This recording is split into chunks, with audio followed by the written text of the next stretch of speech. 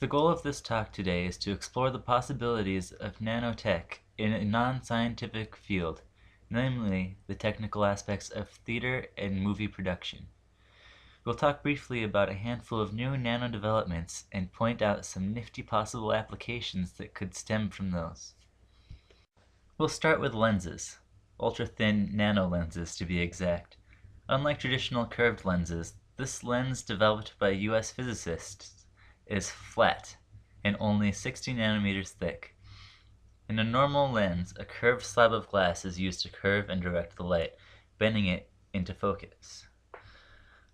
These flat lenses, however, have a surface that is patterned with optical antennas of different shapes and sizes that are oriented in different directions. These optically thin beam-shaping elements are separated by distances shorter than the wavelength of the light they are designed to focus, and can be tuned to focus any wavelength by adjusting the size and shape of these antennas. This causes the phase delays to be radially distributed around the lens so that light rays are increasingly refracted further away from the center, something that has the effect of focusing the incident light to a precise point, similar to how a curved piece of glass would, but at a fraction of the size. In application, after further development, this could make bulky video recorders a lot smaller and easier to handle. With smaller, higher definition cameras, shooting on location in real tight spaces and maintaining quality images is not so far off. Also, lighting instruments are very large. Most of the space is taken up by the lenses and the focusing barrel.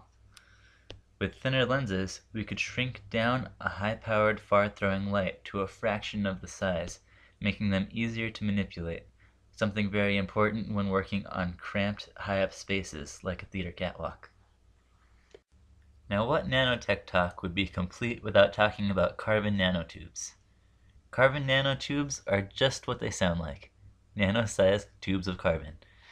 These can be grown from a sheet of graphene, a one-atom thick layer of carbon, and be pulled up to 120 microns.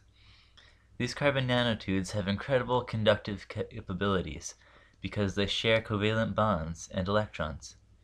In addition to their conductive ability, carbon nanotubes are strong. With the right configuration of atoms, carbon nanotubes can be nearly 100 times stronger than steel, but at a fraction of the weight. In theater, as well as on movie sets, lighting instruments have huge, bulky cords that are heavy to move and can be difficult to hide. With a series of nanotubes replacing normal wiring, cords could become much more manageable and easier to manipulate, becoming lighter and thinner. Also in these settings, things are being hung or flown in and out of scenes on a pulley system all the time.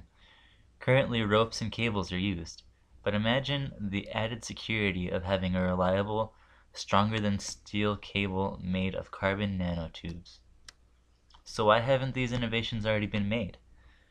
Currently, carbon nanotubes are only stable at small sizes, nothing that could sustain an electrical current in a 25-foot extension cord or hold a 400-pound set piece over a stage on a 100-foot cable.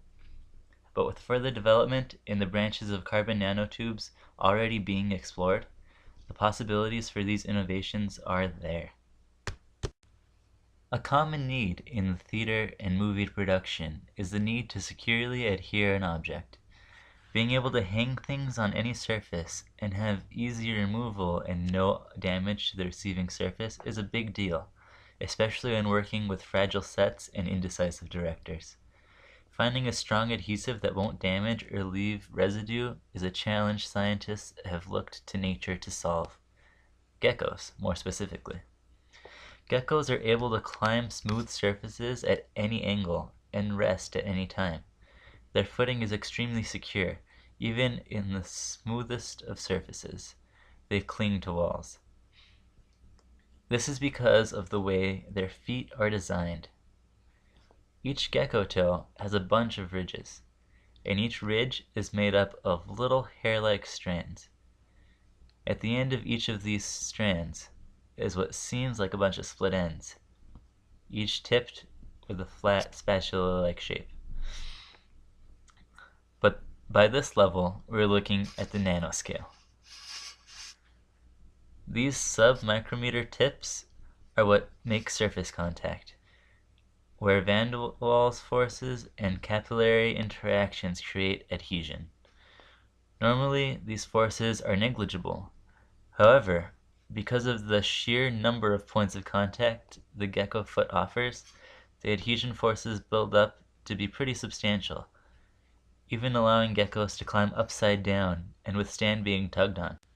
There are several labs working on developing adhesion pads and tapes based on the structure of the gecko foot, and though progress is promising, there are some design and material flaws that hold these new products back from being as effective as the gecko itself. Now, you can see that the world of theater and movie production is a pretty troubled place, facing challenges and trying to keep up with new technology and demands. Luckily, the dream world of nanotechnology is not closed off, and with more development in this field, its overall benefits could reach far beyond the lab or the standard fields of science. It can reach far into many fields, from operating rooms in aircraft carriers to the big screen and the final curtain. Nanotechnology can, and already has begun, to revolutionize your everyday life, and it's an exciting time to be living it.